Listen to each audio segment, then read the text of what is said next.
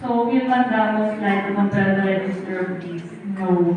Kasi kung if we are in doubt na pwede meron na yung konsulta, so you have to first exhaust yung administrative remedies, which is to appeal or to elevate muna yung decision namin po sa administrator. Tapos kung naglabas sila ng resolution, binding po yun to the registers of deeds. Kung ano man maging decision ng central office, we have to follow po yung decision nila.